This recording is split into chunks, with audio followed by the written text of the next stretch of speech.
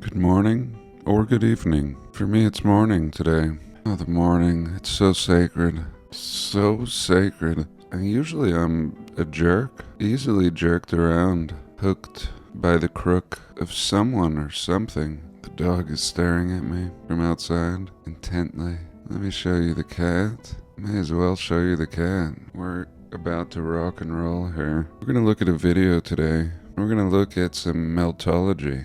Very exciting. I was wanting to make a meltology video, and then a new video hit my feed that inspired me. Absolutely inspired. I should be going on the walk. Yeah, if I go on that hike, before you know it, I'll be feeding the chickens and watering the trees. I will go on the hike, but not now. Beautiful day out there. So here we go. F everything. Scratch everything I said.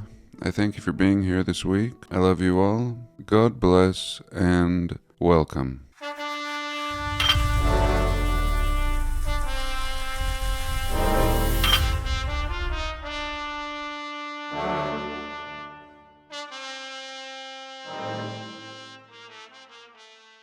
So here we are, 11 a.m. Try not to do anything important till noon, but today I'm going to break the rule. Today I'm breaking my whole routine. Instead of going on a walk back there, I'm going to postpone the walk an hour, and instead I'm going to make this video. I think it's important to break your routine in every way, and even this video. Lately I've been focused on old maps. Before that I focused on Sears catalogs for a while. It's weird how things change for interest, and I always try to do things differently. Sometimes I get stuck in a rut. In fact, after this video, I think I'm gonna hit the road. If I make this video, I'm gonna hit the damn road. Chief and I maybe disappear for 3 days. I'd like to see something new. I'd like to go somewhere I've absolutely never been.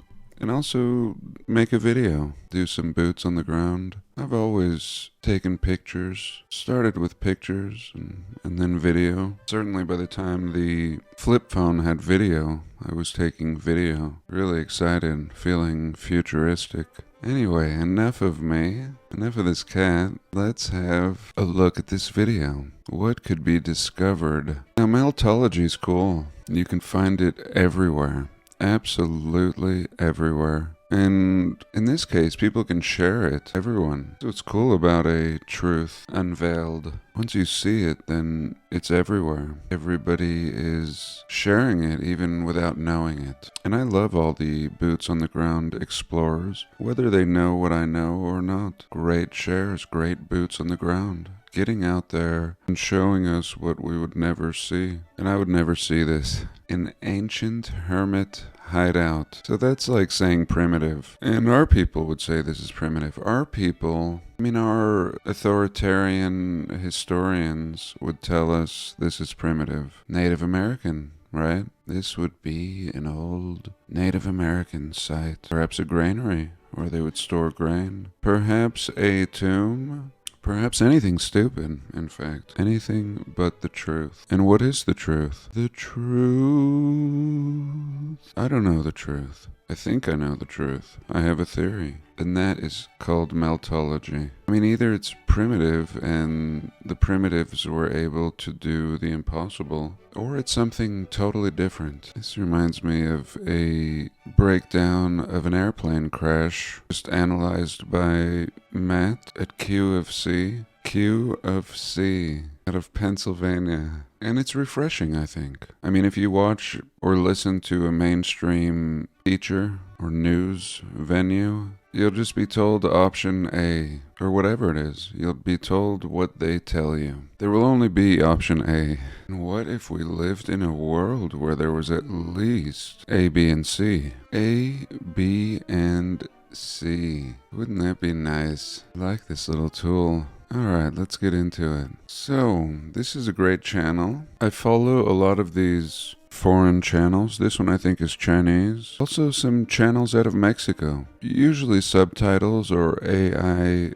voice translation. The truth is I don't need any of their thoughts. I mean, I do listen at first, and then I realize they have no idea. Or, forgive me, I mean, they just think kind of more mainstream. So I could just turn off the audio. All I need is the boots on the ground. So this is everywhere. Absolutely everywhere. Sometimes in beautiful shape. Sometimes you see a mountain with something really beautiful. Like the Lycian tombs. Let me show you the Lycian tombs. The Lycian tombs are very Petra-esque. Petra in Jordan, more red rock, like a beautiful red sandstone. But I think this is a better example, actually. I really love these, and I love the randomness of them. And I love how high up off the ground they are. I mean, you would need some serious scaffolding or something else. I mean, why so difficult? So this is primitive, again, is kind of what I'm saying. So this is primitive? Why is the impossible primitive? I mean, everything beyond 150 years that has survived is from an older people, a more primitive people. Again, according to mainstream. Option A. And what is this? So then we'd be told this was carved. That's also part of option A. Primitive and carving. Option A. Now the idea of carving is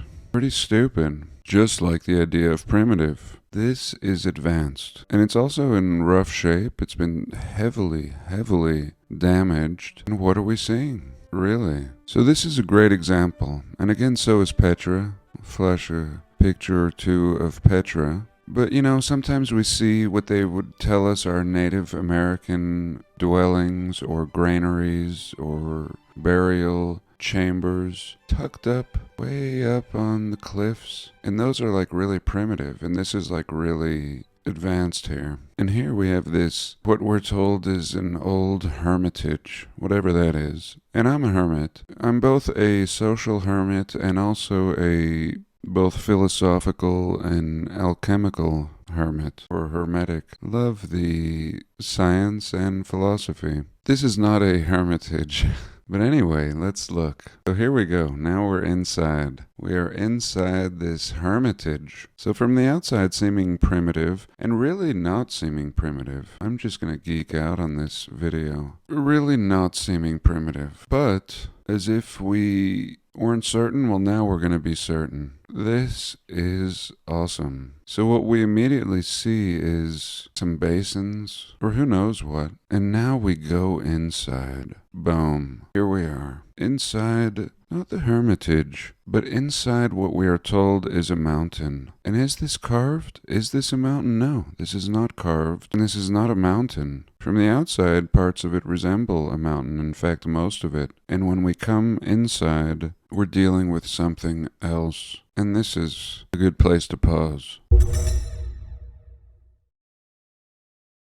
Okay, so here we are inside what this person, bless them, tells us is a natural stone house carved into the rock. But here you can see something pretty important. You can see that it's not carved and appears to have the shape of blocks of polygonal, ununiform, well-fitting blocks. And then you see these grooves in here. And what are these grooves? These, I believe, will have had wood going across them. It's really awesome, actually. Perfect grooves to run planks of wood across to support a floor. Clearly, right? Here's a groove for a large, heavy support. And the stairs, of course, would have gone down into this level. This is super advanced. Look at the size of this stone right here. So they weren't just stone carvers. They were going to implement, and in fact, I believe there was wood. And it has burnt out.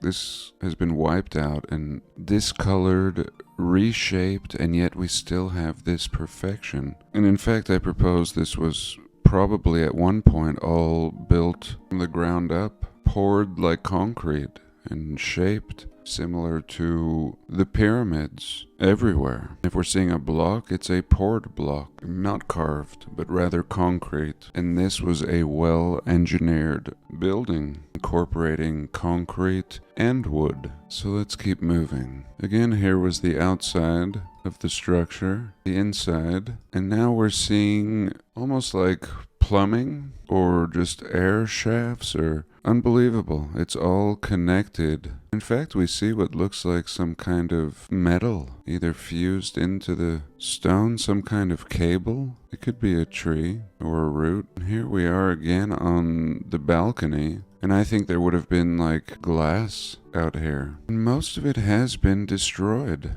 But what remains is pretty remarkable. Look how well preserved these blocks are. Not even discolored. Beautiful window. And here it looks like there was some kind of explosion and a lot of heat and damage to this section. So either he used his drone to go in there, and he may have, or he went in. Actually, it looks like he's in. It looks like he's in on foot here. So look at this. Look how well preserved. I mean, he's walking around. Look at this thing fused into the wall. Nothing carved about this. Here we go. Just never ends. So look at this perfection. You can actually see plumbing again. Pipes going through right here. You can see where this could not be carved. How are you going to carve this? It's like some kind of plumbing. Cast of concrete or geopolymer again. Something really advanced. We don't even do this. We have like cheap plastic plumbing parts. Like these people were plumbing out of concrete or geopolymer. More advanced is what I'm saying. Not primitive. I would love this. I would love just to be able to create this way, to mold and structure. And just like with roads and concrete roads and even asphalt, sometimes we come in and smooth things out. Looks like that's what's occurred here, like formed and then shaped a little bit as well. Everything holding up great in here. So here's a look at the inside. Look at this ceiling. Look at the absolute smooth perfection of the floor and the ceiling. These people were masters, perfectionists of their art. Next level. And again, we can see that something has happened. There's this heat and warping that has taken place. Clearly, why nobody lives here. This is amazing. Even in this shape, I would live here. Oh my God, if I could live here. So look at this. Here again, you can see what I'm talking about. And any meltologist will recognize this super yellowing. And this to me almost seems like these could have been bricks. And no doubt, when we look at old construction of the old world, we see a combination of brick and concrete and stone, no doubt metals, glass, everything. Now a lot of that is missing and a lot of it has been rendered into new material. Hence why they can call this primitive and slightly cave-like or mountain-esque, but nothing could be further from the truth. This is serious. So from the outside, again, going back to the Lycian tombs, this looks a lot rougher than the Lycian tombs. But we're essentially dealing with the same thing. And how many of us have been inside the Lycian tombs? We're told that these are often just superficial. But is it the whole mountain? And I propose yes. Absolutely yes. Nobody just does this superficially. The whole innards of the mountain are part of this structure. In fact, the whole mountain is the structure. Let's take another pause. Okay, so you couldn't sell us a Native American story with something like this. You would have to slightly destroy it in order to sell a Native American history, or you could make some kind of block adobe and cover it up. Put some wooden ladders out here. Some of the closest things we have to this are the Bandelier National Monument in New Mexico. You can see that here. So really rough shape in New Mexico, but the same thing. I mean, look how rough this condition is. This has just been cooked out. This has been absolutely melted, but you can see it. You can see the same thing going on. Window, but it's been totally destroyed. You see the stairs everywhere. And actually, when you go inside here, very square and very clean on the inside, but not faring very well on the outside. But we're dealing with the same thing here in New Mexico. You can see the wooden ladder like I was talking about. Easy to sell. And maybe some of this has been covered up. Maybe there were examples of kind of this Romanesque, I don't even know what to call this actually. I mean, definitely this part resembling Petra a little bit, having features of Corinthian columns, Ionic, Doric, all the classical elements. But I don't know, almost seeming like this was something else too, like there were metals. And I believe a lot of metals do turn to stone, almost having a metal feel, these overhangs. But back to our video, this is in pretty rough shape. Slightly better than Bandelier National Monument. And here he is, boots on the grounding. And somebody has set up some wood. And here you can actually see block lines, as if this was at one point constructed of bricks or blocks. Much more actually than just pouring concrete like I suggested earlier. So anyway, you can see how difficult it would be to build. It's so difficult to even access. Very difficult for primitive people to do any of this. And just looking at this is not natural, right? You can absolutely tell that this is not natural. And here he's just barely making his way over to this side, and boom, things just start getting crazy.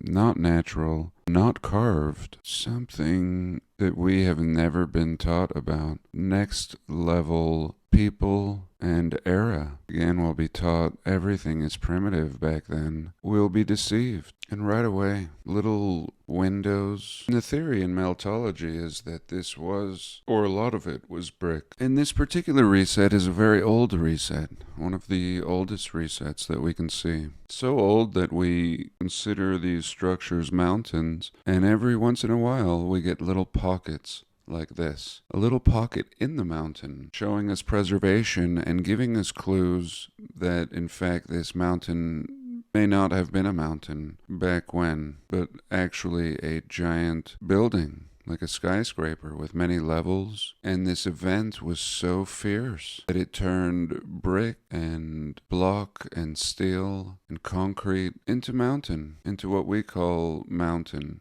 just something natural. And here we are with this kind Chinaman in China. Boots on the grounding. Blessings of the internet in every way. In fact, you can see even like a cream yellow brick color down here by these strange grooves. And these indentations may have been the very thing that preserved this little patch right here. Just enough to offset the heat that must have happened in a flash, maybe no more than 30 seconds of cataclysm that rocked, literally rocked, where we get the expression, rocked the realm. Let's continue. I hope you're seeing this the way I'm seeing it. I hope you're seeing the intelligence here. I think it's a great example. So good that I have postponed my morning walk. Here again you can see brick lines to the left, resembling old Roman brick ruins. This is not carved anymore, and they fuse into a solid sandstone, kind of like the stuff on the right over here. The closer it was to the outside where the heat was, the more damaged and blocked and fused it has become. But the closer we get to the inner part of the building or mountain, the better the preservation. Different stages, different levels. I'm sure we will see a brick, an absolute perfect brick at some point. If we were to poke around enough, this is still pretty good. You can see them once you understand what you're seeing. And again, with this super yellowing, this is actually a preservation of the pigmentation. And we see this, or I kind of learned this from the I Am Kairos channel when he went up to what we were told is a mountainside in California. And in fact, he was showing all kinds of bricks fused into mountain. We saw a lot of this super yellowing, like materials could turn into different things when put under extreme heat, perhaps fusing with other materials. And he says this is a very deep well. Ooh. And here he just continues going up. We have another chamber here. Looks like some buried passageways at the bottom. And then we can see exactly where we are. We are way up in the mountains in the middle of absolutely nowhere. Here he continues up again. And we can really see that this is not a mountain. This is all intelligently built. And we can see the brick lines up there at the top. And here I believe there would have been a lot of different materials, and that's why they've kind of collapsed in on themselves. Like here I think there would have been metals. And I said perhaps those grooves at the beginning were for wood, like rafters, but perhaps they were iron or steel. And here we can start seeing serious blockage up here. So why, again, if you could carve, if you were just a carving people and you carved all this, let's just give them the benefit of the doubt. Why the blockage? Why wood? Look at this polygonal blockage. Polygonal, of course, being irregular blocks. Master builders. Like, oh yeah, we don't even care. We don't even need a uniform block. Just give us whatever will fit it in. Similar to what we're usually told is kind of attributed to Mayan, South American building styles, but we discover it's everywhere. The polygonal style is realm-wide. So here he is, just way up here, and it continues. Stairs up the building, up the outside of the building. And here we can see this polygonal wall. Pretty awesome. Mortarless perfection. And again, is this a mountain or is this a building? Like, what is going on here, right?